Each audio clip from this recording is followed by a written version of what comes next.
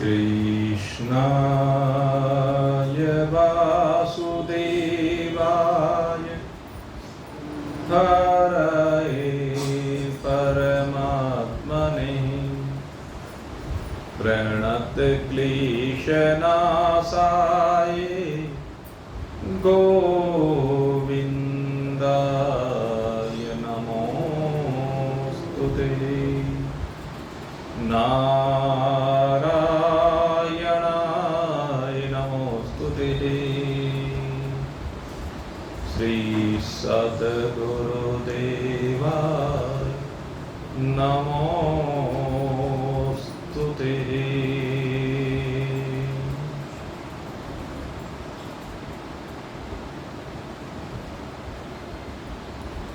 आज अत्यंत प्रेम के साथ भगवत चरणारविंदों में मन लगाकर हृदय की ग्रंथियों को खोलकर परमानंद की प्राप्ति के इच्छुक जिज्ञासु वृंद, भगवान की असीम महान महती कृपा जिसके कारण निरंतर इस सत्संग ज्ञान गंगा में स्नान करके हम हृदय को पावन बनाते जा रहे हैं और उस आनंद को प्राप्त करने के लिए निरंतर प्रयासरत हैं, जिसको प्राप्त करने के बाद फिर कुछ भी पाना शेष नहीं रह जाता है। और वह आनंद कहीं से उधार लेकर के आने की आवश्यकता नहीं है। वह आनंद अपने आप में ही विराजमान है। वह आनंद बस आवरण हटाना पड़ता है अविद्या का। और अविद्या का आवरण क्या है कि हमने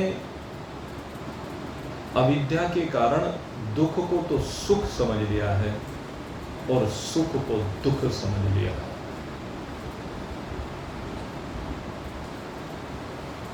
जो परिणाम में दुख रूप है वह झूठा आनंद है, मिथ्या आनंद है, क्षणभंगुर अनुकूलता मात्र है, अनित्य है, विनाशी है। और अपने स्वरूप का जो आनंद है वो सदा ही रहने वाला है, वह नित्य अविनाशी आनंद है। उस आनंद को प्राप्त करने के लिए ही सृष्टि के प्रारंभ से लेकर के अब तक अनेक महान पुरुषों ने प्रयास किए और प्रयास करके सफलताएं भी प्राप्त की। जिसने भी आवरण को हटा दिया उसको मिल गया। जिसने गुणों के कारण से प्राप्त हुई अनुकूलता को आनंद समझ लिया वह भूल में है। क्योंकि गुणों से जो अनुकूलता प्राप्त होती है वह बहुत क्षण मात्र के लिए रहती है। और इस संदर्भ में चर्चा करते हुए आपको बताया था कि भले ही किसी देवता की आयु लाख वर्ष की भी क्यों ना हो जाए, लेकिन वो लाख वर्ष भी ऐसा लगता है कि एक क्षण की ही तो बात है। जैसे स्वप्न क्षणिक होता है, ऐसे ये जीवन की यात्रा जो विभिन्न शरीरों में बैठकर होती है ये भी क्षणिक ही होती है।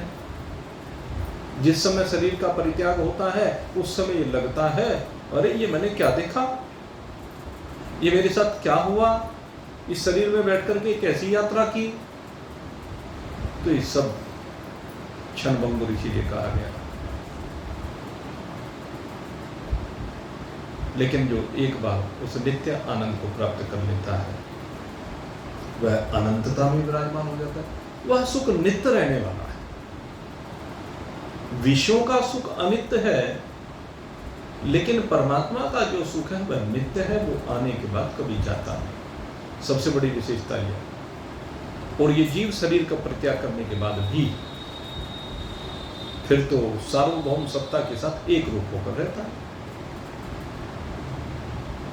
जो है सो हो जाता है। आत्मा परमात्मा रूप में विराजित हो जाती है। अयम आत्मा ब्रह्म, ये आत्मा ब्रह्म ही तो है, ब्रह्म से विलग इसका कोई दूसरा अस्तित्व नहीं। तो अपनी परमात्मा स्वरूपता को जैसे ये धारण कर लेता है या प्राप्त कर लेता है, आवरण हट जाता है, तो उसी समय आनंदित हो जाता है। लेकिन भूल के कारण संसार में दुख रूप जो परिणाम में है उनको सुख समझने के कारण भटकता रहता है। यहाँ संसार में भी भटकता रहता है और आगे लोक परलोक में भटकता रहता है। तो भगवान ने सात्विक सुख की चर्चा की, राजसी सुख की चर्चा की, और अब पूर्व सत्संग में आपके ध्यान तो तामसी सुख की चर्चा की। और तामसी सुख की चर्चा करते हुए भगवान ने जो विषय प्रारंभ किया था उसको एक बार पुनः आपके सामने रखते हुए आगे की चर्चा को अब आगे बढ़ा देते हैं। यदग्रे चानुबंधे च सुखम मोहनम आत्मनः निद्रा आलस्य परमादोत्थम तत्साम समुद्दायतम। भगवान कहते हैं राग, संसार में राग, राग माने पहले किसी भी वस्तु अथवा किसी प्राणी के प्रति एक आकर्षण होता है, और आकर्षण क्या होता है, लगता है कि शायद ये उपयोगी है।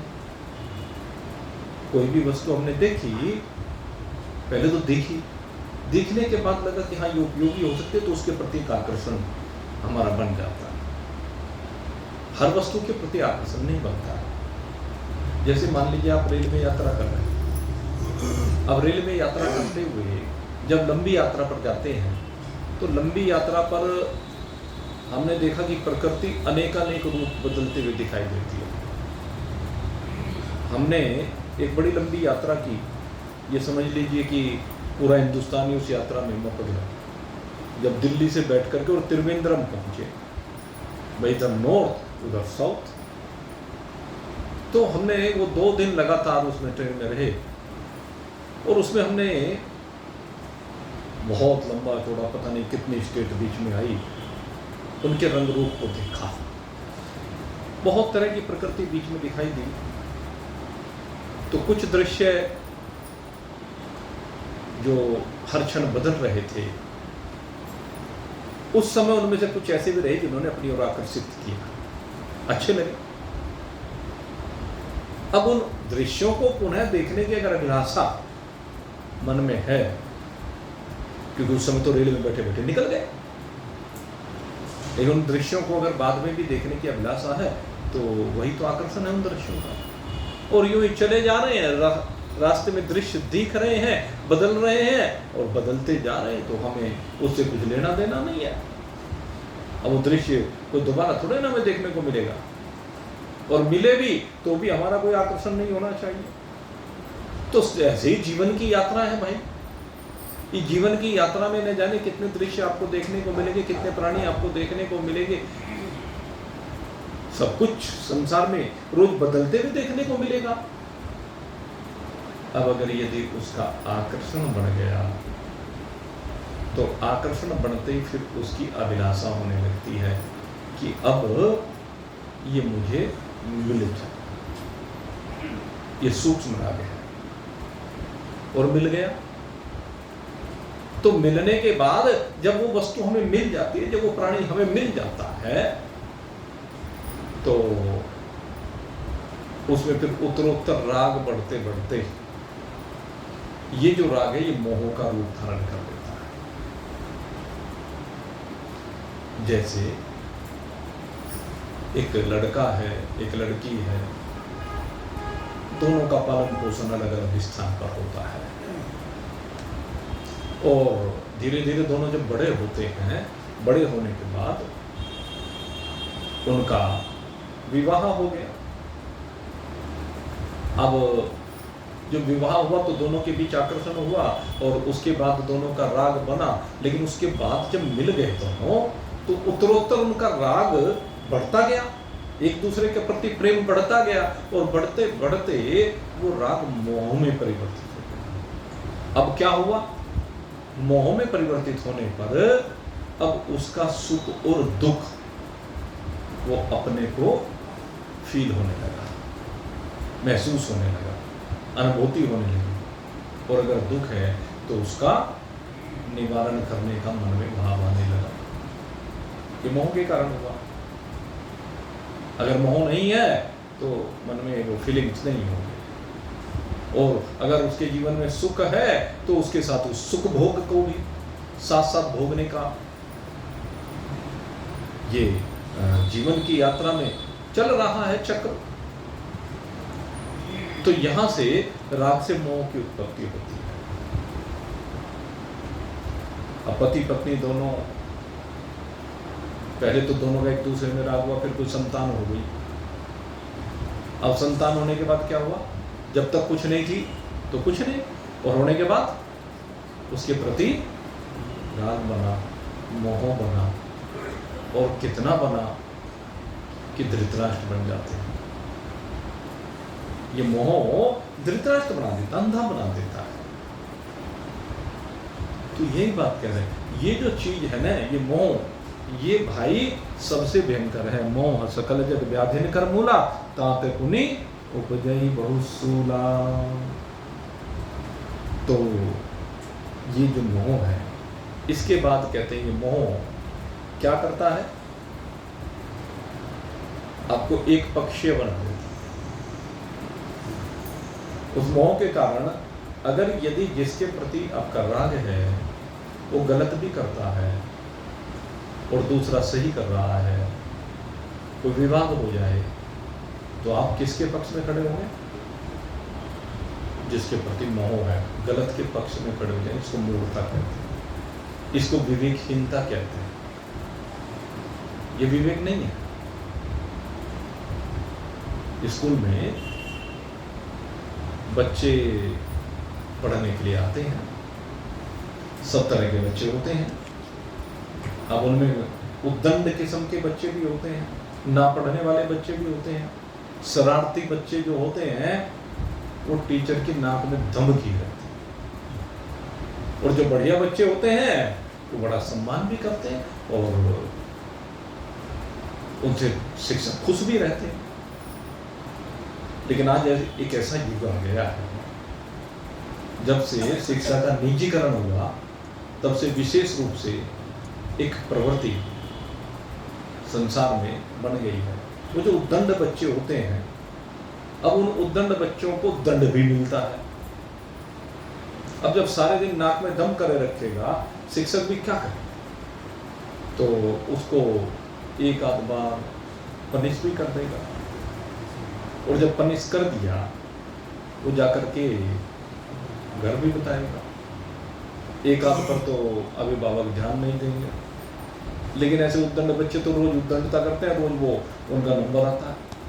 अब दंड भी रोज ही मिलने लगते हैं। कभी टीचर दंड दे, कभी प्रिंसिपल दंड दे, जो भी देखे वही है ना। तो अब वो जब रोज उसके साथ वही सिलसिला शुरू हो जाता है, अब वो रोज जाता है कि लेकिन मेरे को तो बिना बात में मार देते हैं, बिना बात में मुझे पनिश कर देते हैं, मैं तो कुछ भी नहीं कहता। अब वो धीरे धीरे अपना प्रभाव में माता पिता को ले लेता है, और माता पिता जब प्रभाव में आ जाते हैं उसके मोह के वशीभूत होकर के अब स्कूल में आते हैं, और स्कूल में आकर के क्या कहेंगे? कहने लगे ये फलाना आपका जो टीचर है ना, वो हमारे बच्चे के साथ रोज गड़बड़ करता है, वो उससे द्वेष करता है, पता नहीं उसको उससे क्या जलिस है। हमारा बच्चा तो कुछ करता भी नहीं, लेकिन वो उसको परेशान करता है, कभी मार देता है, कभी गाली दे देता है, कभी कुछ कर देता है। 2 की 4, पहले 2 की 4 उसने बनाई बच्चे ने जाके, फिर उसने 2 की 4 वो बना दी, वो खूब हो गए जम के। तो ये किस कारण से होता है? मोह के कारण। विद्यालय में आकर के अभिभावक उस बच्चे की गलती को न देखते हुए लड़ने तक ला देते हैं। आजकल का समाज इस तरह, इसके पीछे राग, ये तो कारण है, मोह ही तो कारण है। मोह के कारण जो मैं कह रहा हूं, धृतराष्ट्र बन जाते हैं, भूल जाते हैं अपने दायित्व को। शिक्षक का जो सम्मान होना चाहिए, शिक्षक बच्चे को क्यों दंडित भी कर रहा तो क्यों कर रहा, कभी ये सोचने का प्रयास नहीं करते हैं। वो उसके भले के लिए कर रहा। अगर आपने सहयोग ना किया तो बच्चा सुधर जाएगा, और आपने अगर उसको सहयोग किया तो और बिगड़ेगा, और यही होता है। तो ये मोह जो है ना, वो सकल व्याधियों की मूल है। ये मूढ़ता परोसती है, ये व्यक्ति की समझ को समाप्त कर देती है, विवेकहीनता ले आती है, विवेक होने नहीं देती। सत्य और असत का विवेक नहीं होता है। तो कहते हैं जब मूढ़ता आ जाती है, व्यक्ति का दिमाग काम नहीं करता है, तो ऐसे व्यक्ति को क्या है कि बस फिर वो कहना छोड़, हर काम धंधे को, दिमाग परेशान हो रहा है, चलो लेट जाओ। तो उसको उसके ऊपर निद्रा हावी होने लगती। लेकिन जब वो लेटता है तो नींद भी नहीं आती, या तो तंद्रा आती है या स्वप्न आता है, क्योंकि वो मेंटल डिस्टरबेंस के कारण हो रहा है, वो मूर्ता के कारण हो रहा है। ऐसा नींद आ नहीं रही है, माइंड पजल हो गया। कोई उसने जाला बुन दिया और उस जाले में फंसा पड़ा है। यही है सारा खेल। ये स्कूल के बच्चे का उदाहरण है, ये तो एक उदाहरण है। आप रोज की अपनी दिनचर्या को देखिए, उस दिनचर्या में दुकानदार और ग्राहक को लेकर हो सकती है, जो मालिक है और उसके यहाँ सर्विस करने वाला व्यक्ति है उसको लेकर के हो सकती है, मजदूर को लेकर हो सकती है, किसी हर कार्य में हो सकता है, घर में हो, व्यवहार में, समाज में। अब देखिए समाज में जब हम जाते हैं, समाज में हमने देखा बहुत सी संस्थाएं, सामने तो भाई भरमार हो रही है संस्थाओं की। वहाँ किस लिए जाते हैं? सब प्रेम के लिए जाते हैं, संबंध बनाने के लिए जाते हैं। कहने लगे चलो भाई घर में और अपने व्यापार में जो भी व्यवसाय है उसमें माइंड जो है वो जो थोड़ा डिस्टर्ब रहता है, इसलिए वहाँ जाके बाहर जाएंगे, दोस्तों से मिलेंगे और दो चार बातें इधर उधर की करेंगे तो माइंड फ्रेश हो जाएगा। लेकिन वहाँ उल्टा चक्र भी चल जाता है, वहाँ ग्रुपिंग बन जाते हैं, वहाँ भी वही कहानी दोहराई जाती है सब जगह। एक आध जगह की तो बात मैं नहीं कहता, अधिकांश जगह सब जगह यही होता है। तो भाई जहां भी जाओगे असल बात क्या है, कहीं चले जाओ संसार को ऐसा ही मिलेगा। बात है आपकी समझ की, आपका विवेक क्या काम करता है। संसार को जितना देखोगे उतना उसमें घुसते चले जाओगे, इसलिए इसको देखना बंद करो तो उसमें फिर घुसेगे नहीं। जब घुसोगे नहीं तो चिपकाव होगा नहीं, जब चिपकाव होगा नहीं तो राग अपने आप ही नहीं होगा, और जब राग नहीं होगा तो माइंड फ्रेश रहेगा। सीधा सा सूत्र है। असली बात है इस मूढ़ता को दूर करना है। हम किसी भी चीज से क्यों चिपके? संसार में जो भी कुछ है वो सब का सब अस्थायी है, क्षण भंगुर है, अनित्य है, रहने वाला नहीं है। ये सबको पता है लेकिन मानते नहीं। मान जाए तो राग नहीं होगा, फिर दायित्वों का निर्वहन होगा, और दायित्व का जब निर्वहन होता है तो राग के कारण नहीं होता, वो मोह के कारण नहीं होता, वो ईश्वर आज्ञा से होता है, शास्त्र आज्ञा से होता है, गुरु आज्ञा से होता है, पारिवारिक परंपरा से होता है, धर्म से होता है।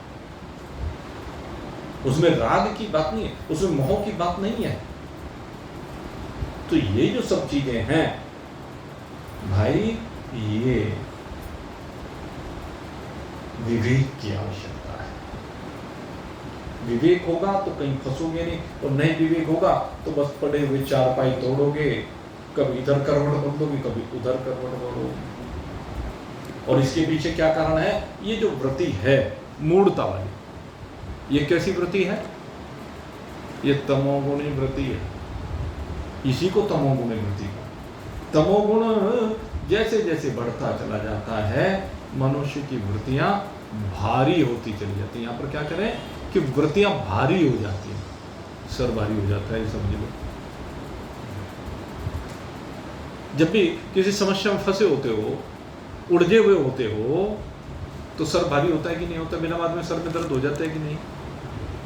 और भाई मैं आपको बिल्कुल फैक्ट बताता हूँ, शास्त्रकार यही कहते हैं, जिन लोगों के सर में दर्द होता है ना, आप देख लेना, सर में दर्द का एक सबसे बड़ा कारण यही है कि हम संसार की गतिविधियों में उलझते हैं और उलझ करके ऐसे उलझते चले जाते हैं कि बस उसी में फंसे रहते हैं और उसी फंसाव के कारण से सर भारी हो जाता है।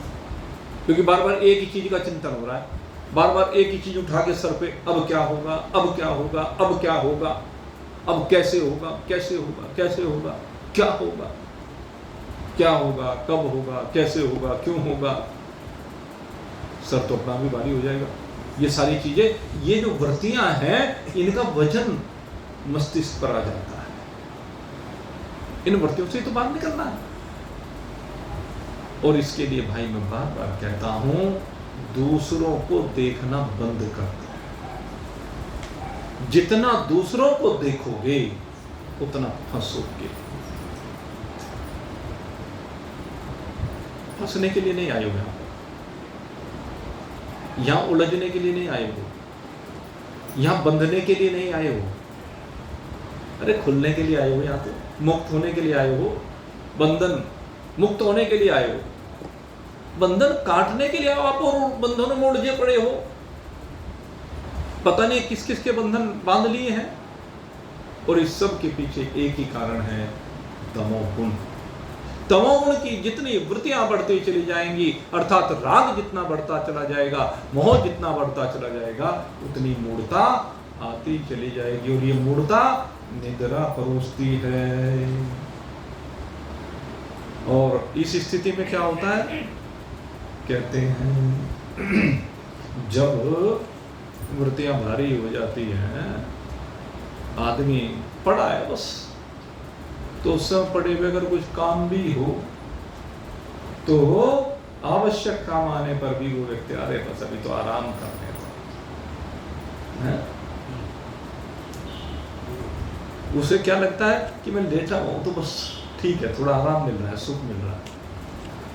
वो काम को भी नेग्लेक्ट कर देता है, काम को पीछे कर देता है। उसे लगता है कि ये पड़े हुए ठीक है, बस इसी में सुख है। आराम करने में ही सुख मानने लगता है, पड़ा पड़ा सा। लेकिन ये सुख नहीं, इसे कहते हैं निकम्मापन। और ये निकम्मापन आगे क्या करता है, कहते हैं इंद्रियों को शिथिल कर देता है। अंतःकरण की जो वृत्तियां हैं, उन वृत्तियों को जटिल बना देता है। अगर काम करेगा तो उस काम में मन लगेगा, जिधर उलझा पड़ा है उनमें से दिमाग बाहर निकलेगा। जिन वृत्तियों में उलझा पड़ा है, जिनकी वजह से लेटना पड़ गया, लेट करके आराम कर रहा है, अगर काम करने लगेगा तो वो वृत्तियां कुछ समय के लिए या तो दब जाएंगी या निकल जाएंगी।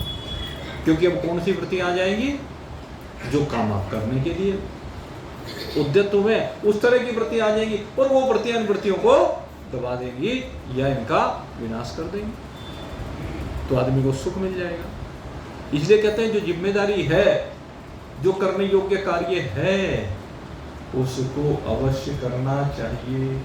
आलस्य में पड़े रहेंगे तो भाई तमोगुण है, और पढ़ने के बजाय अपने काम को करेंगे, निकम्मे नहीं होंगे, तो संसार का फालतू चिंतन नहीं होगा, मन में शोक नहीं होगा, विषाद नहीं होगा, चिंता नहीं होगी।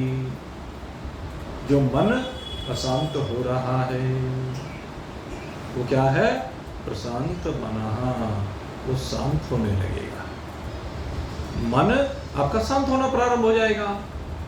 इसलिए भगवान कहते हैं कि भाई इस मूढ़ता से बाहर निकलो, इस आलस्य और निद्रा से बाहर निकलो और प्रमाद से बाहर निकलो।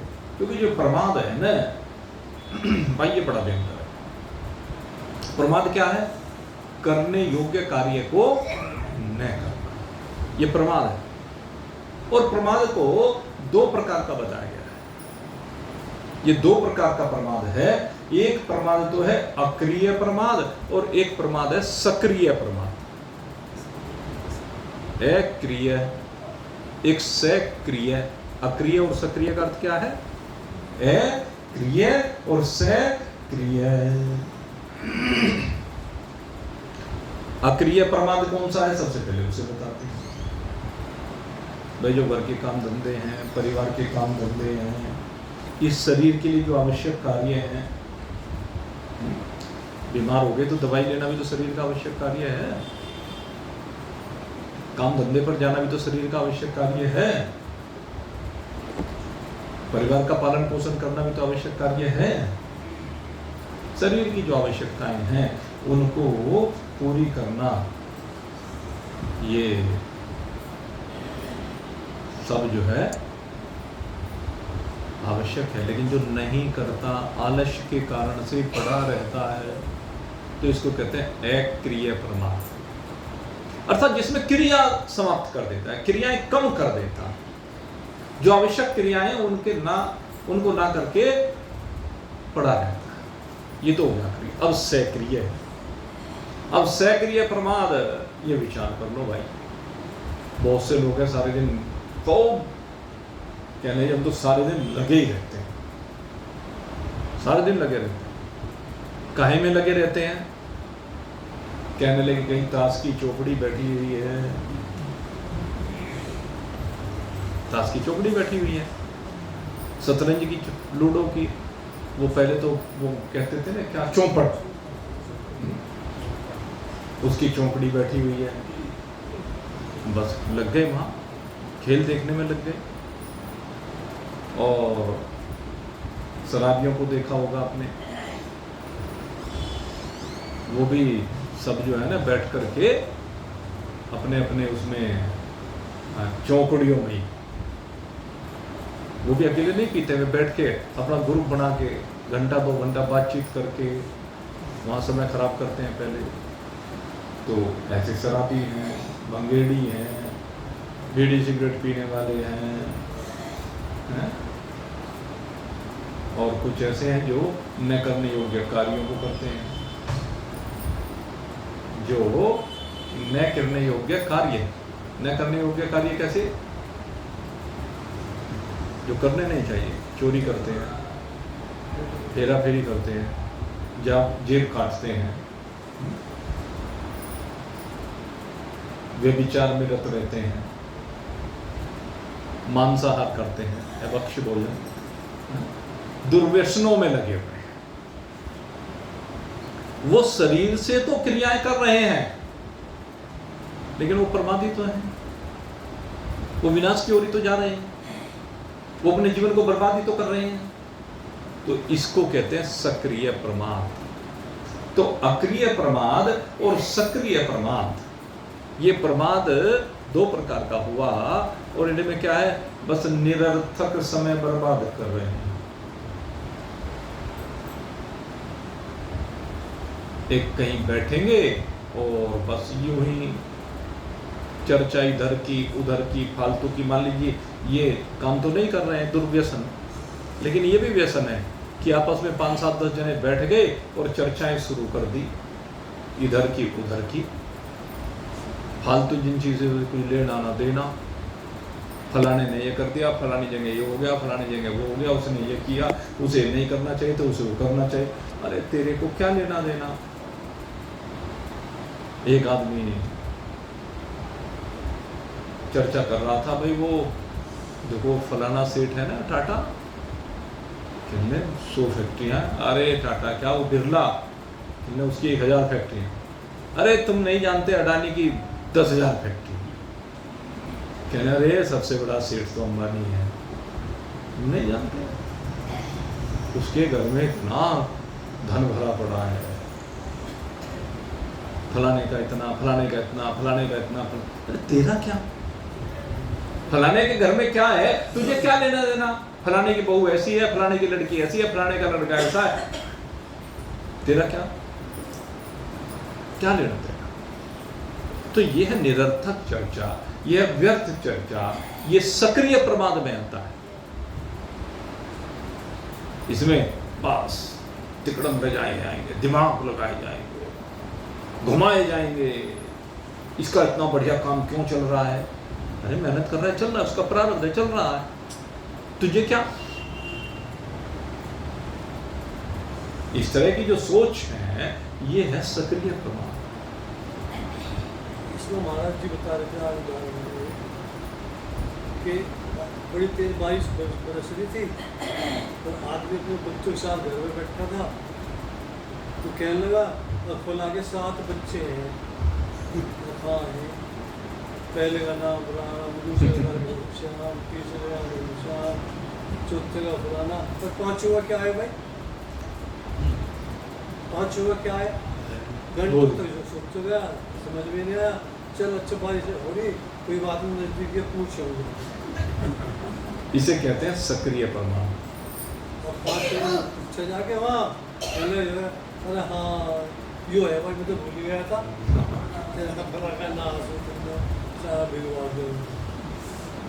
तो ये जो चर्चाएं हैं व्यर्थ की। और एक बात बता दो, हमारी 90% वृत्तियां इन्हीं में बहती हैं। सही दिशा में तो 10% वृत्ति है, 90% वृत्तियां तो सारे दिन यूं ही बहती हैं। कोई लेना ना देना, कोई लेना ना देना, पर बहती बहती है। इसी को कहते हैं प्रमाद। ये प्रमाद जो है व्यक्ति को कहीं का नहीं छोड़ता।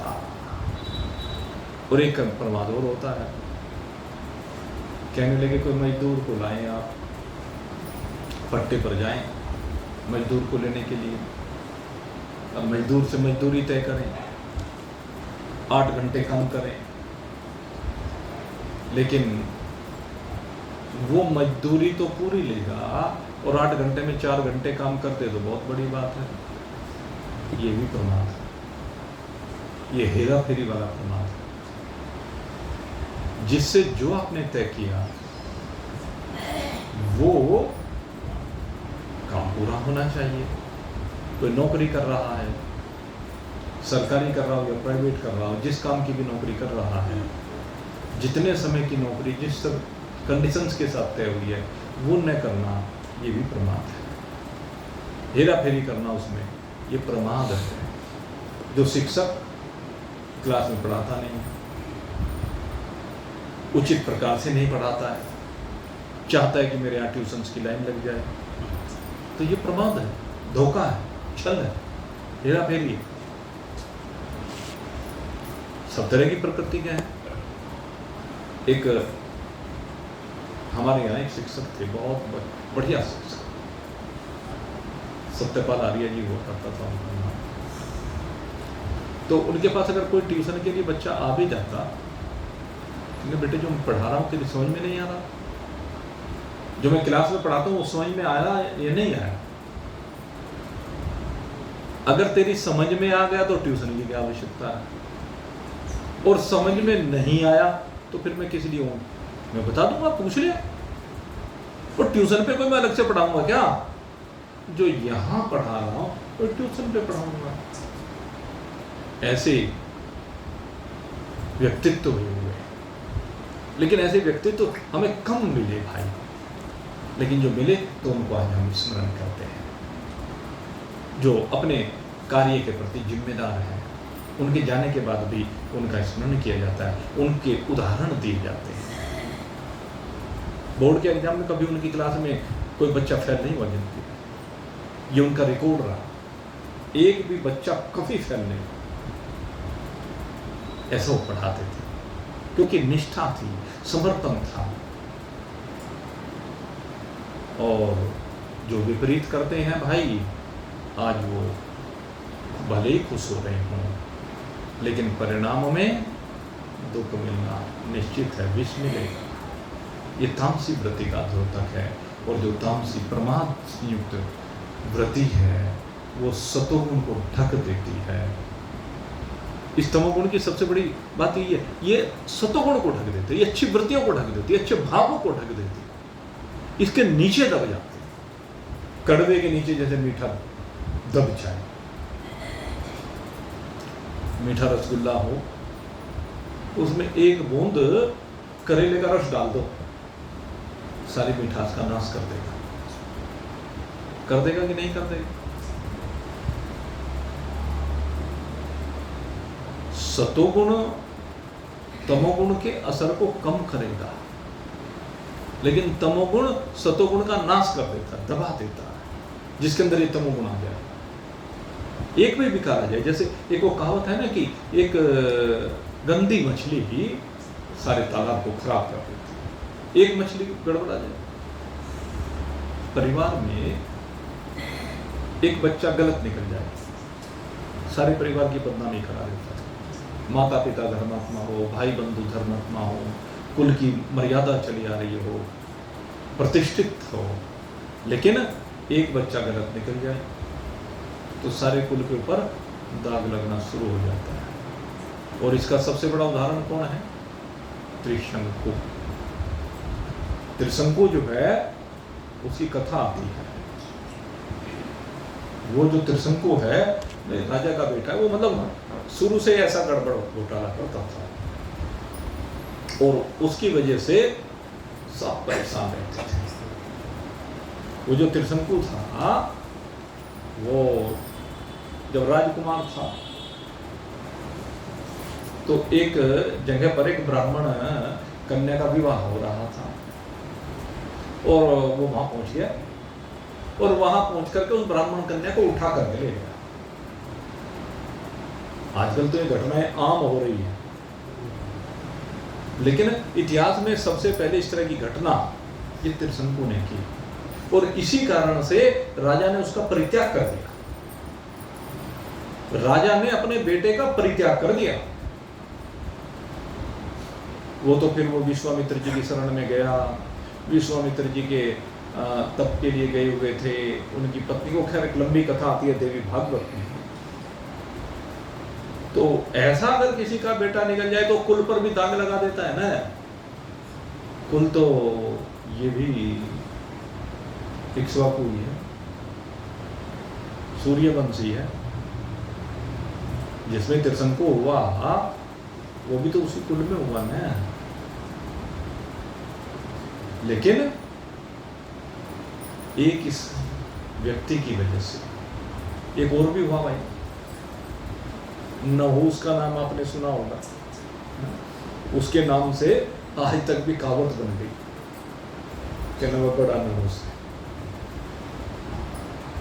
कोई भी ये कह देते हैं कि इसकी शक्ल देख ली तो आपका दिन खराब हो गया, बड़ा नहीं कहते हैं कि उस राजा नहूस के नाम पे है। और राजा नहूस कितना धर्मात्मा था आप चिंतन करके देखें। राजा नहूस इतना बड़ा धर्मात्मा हुआ, इतने यज्ञ किए हैं उसने कि इंद्र का पद मिला उसे। यहां इतना धर्म कर्म करके गया कि वो स्वर्ग में जाकर के इंद्र बन गया। इंद्र को उस पद से हटा करके नहुस को बैठाना पड़ा। जैसे महाराज दलीप हुए, धर्मात्मा वो भी थे, एक ही कुल के हैं दोनों। महाराज दलीप ने 99 अश्वमेध पूरे करिए, उसके बाद 100 अश्वमेध यज्ञ जब चल रहा था तो उस घोड़े को इंद्र चुरा करके ले गया। तो समाचार आया महाराज दलीप के पास कि जी इंद्र जो है वो घोड़ा चुरा के ले गया और आप आज्ञा दीजिए अभी स्वर्ग पर चढ़ाई करते हैं। प्रतापी थे महाराज दलीप, कहने लगे यज्ञ बंद कर दो। क्या करे महाराज, अरे 99 अश्वमेध यज्ञ आपने कराए और अब ये 100वें की बारी, अब ये पूर्णता की ओर है और इसके पूर्ण होते तो आप इंद्र बन जाएंगे। कहने लगे मेरे को ऐसा इंद्र बनना नहीं है, पहले से अगर पता होता तो मैं यज्ञ ना करता। कहने लगे ऐसी क्या बात हुई? कहने इंद्र बन के भी चोर बना रहा। कहने ऐसा इंद्र मुझे नहीं बना, जो इंद्र बन के भी चोर ही बना रहे।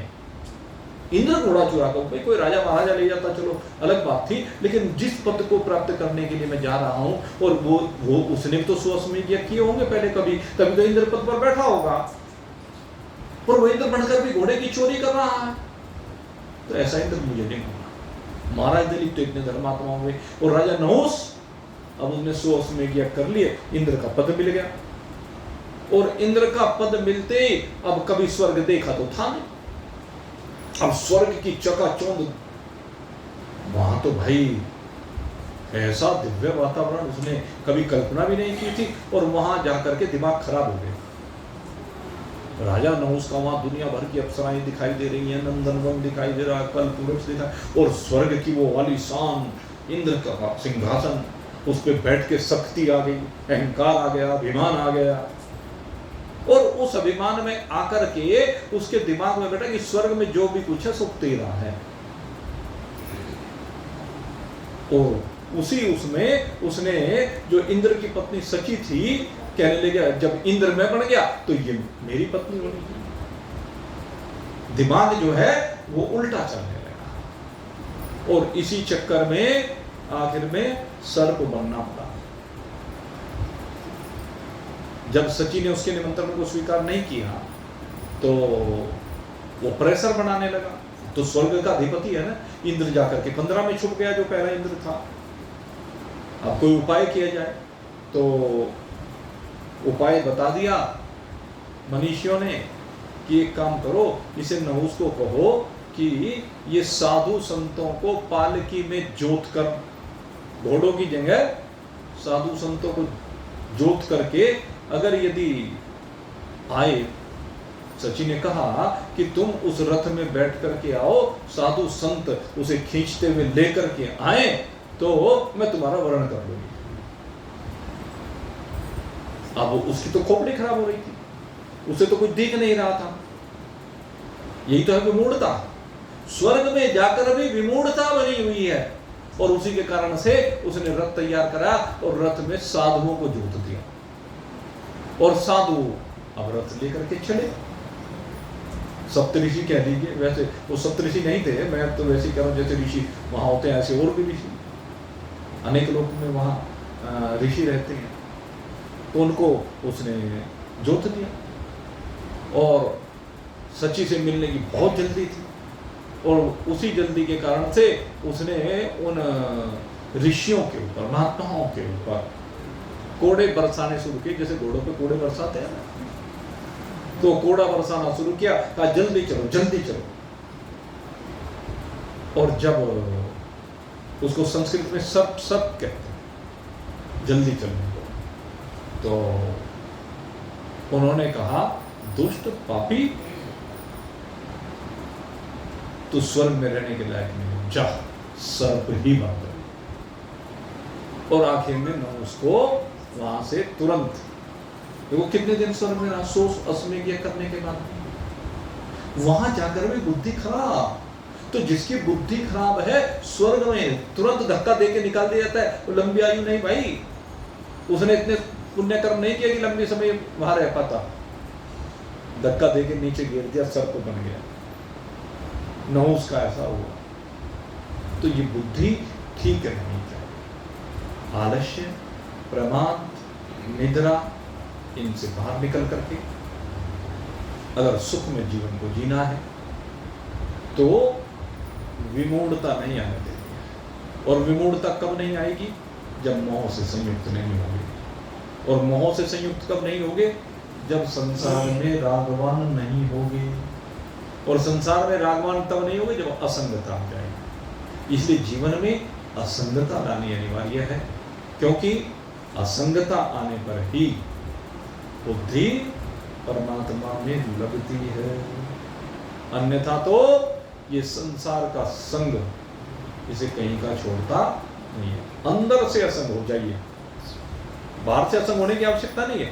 बाहर से जो करने योग्य शास्त्र जिनकी आज्ञा देता है वो कर्म होते रहने चाहिए, और वैसे बिल्कुल असंग बने रहिए।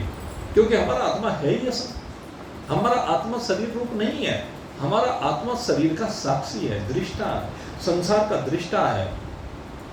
हमारा आत्मा शुद्ध सच्चिदानंद ब्रह्म है। इस वास्तविकता को समझने की आवश्यकता है, और जब इस वास्तविकता को समझते हैं तो ये तीन गुणों के खेल से हम बाहर निकल जाते हैं। न तदस्ति पृथिव्यां वाहा देवी सुवा पुनः सत्यम प्रकृतिर्जैरमुक्तम यदेवी चातत्रिर्गुणैः।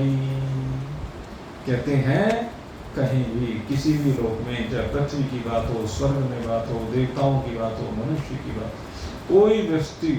कोई भी वस्तु ऐसी नहीं है भाई जो इन तीनों गुणों से रहित हो। सब में तीन गुण विराजमान है। आपको इन तीन गुणों की सीमा से बाहर निकलना पड़ेगा, नहीं तो देवलोक में जाकर भी यहीं गिरना पड़ेगा। अगर गुणों की सीमा में रखोगे, देवलोक भी तो गुणों की सीमा में ही है, ये मनुष्य लोक भी, देवलोक भी, सारे लोग, जहां तक लोकांतरों की बात है, सब गुणों से संयुक्त हैं। तो अगर यदि आप गुणों की सीमा से बाहर निकलेंगे, तभी भगवान कहते हैं कि सच्चे अपने आत्मा के सुख को प्राप्त करेंगे। विवेक दृष्टि से ही ये सुख आपको मिलता है, क्योंकि जो दुख में सुख बुद्धि हो रही है वो फिर पलट जाएगी, फिर दुख में सुख बुद्धि नहीं होगी, फिर सुख में ही सुख बुद्धि होगी और दुख में दुख बुद्धि होगी। तो इस बुद्धि को ठीक करना है, यह विवेक कहलाता है, और विवेक से ही अपने स्वरूप में विराजित हुआ जाता है। प्रयास कीजिए, और भगवान तो भाई हाथ पकड़ने के लिए तैयार बैठे हैं। आगे आपकी इच्छा है, आपको हाथ पकड़ाना है या नहीं पकड़ाना है। लेकिन हाथ पकड़ाना इसीलिए आते हुए सत्संग में इसीलिए तो आया जाता है। इसलिए हम भी भगवान से प्रार्थना करेंगे शीघ्र से शीघ्र आपका हाथ पकड़ लें, और हाथ पकड़ करके आपको आपके स्वरूप का बोध कराएं। इन्हीं शुभकामनाओं के साथ अब यहीं पर आज के सत्संग को विश्राम दे रहे हैं, और अब माता अन्नपूर्णा का भोग अब लगाया जाएगा। आप सबके लिए बहुत बहुत शुभ। बोलिए सच्चिदानंद भगवान की